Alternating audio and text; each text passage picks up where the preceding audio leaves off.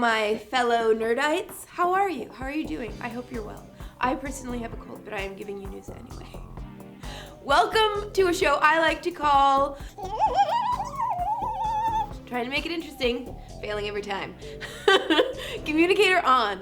So let's start out with some movie news, guys. There's a new Dark Knight Rises poster. It's called the teaser poster, and it shows Bane walking away from a cracked Batman mask. It's really super cool, but it has many of us wondering, is Christopher Nolan going to kill Batman in the next movie? I'm wondering if he is. And I have to say, I think it would be great.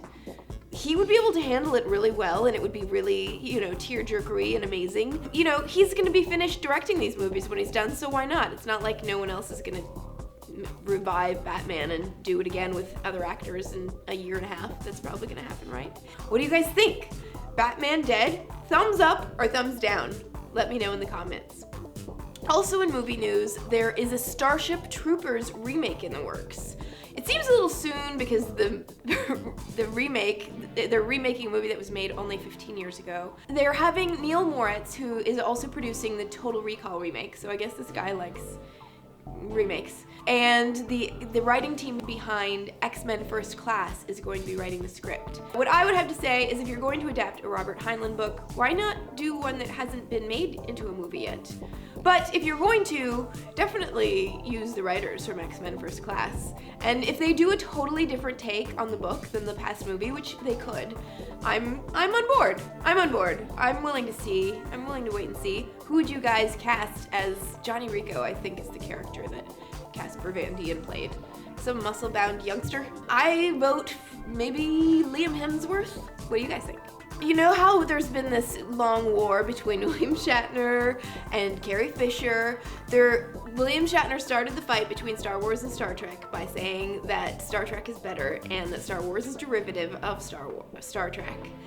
Carrie Fisher answered with lots of insults, including Klingon sounding like laundry detergent.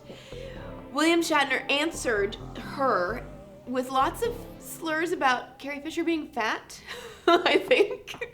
Whatever, they're both kooky. This has been really fun. But George Takei, at the urging of Roger Ebert, has put out a video brokering the peace between the two and asking them to come together in the name of Star and just be nice to each other.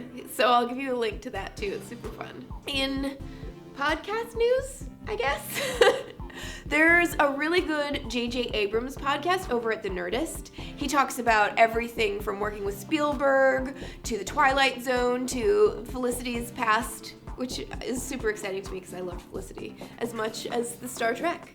So if you want to hear all about JJ, go and listen to that podcast. It's really good. In comic book news, the last complete unproduced work by Jim Henson has been turned into a graphic novel. It was never turned into a movie because he was going to direct the movie, and it's supposed to be due in stores on December 14th in comic book stores, and then it's coming out in regular bookstores in January. I'm really excited. I can't wait to see this comic. I'm a huge fan of his, and apparently this is more in the line of the Dark Crystal and less in the line of the Muppets, which is totally fine with me. I'm fans of both, but love Dark Crystal, of course. So maybe we can all get that as a holiday nerd present. That's what I'm asking for. That's what I want. Give me that. Use. In science news, you know that old joke, how do you get to Carnegie Hall? And the answer is practice, practice, practice. Well, people might not be telling that joke very much anymore pretty soon because new research suggests that we can learn how to play the piano without practicing.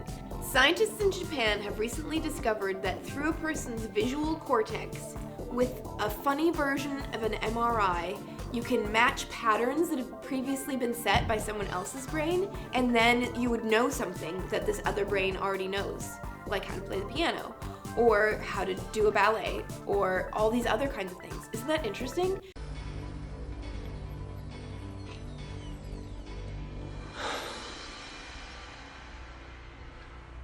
I know Kung Fu.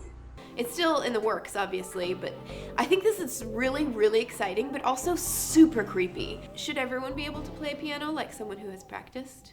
It's a moral dilemma. Let me know what you think.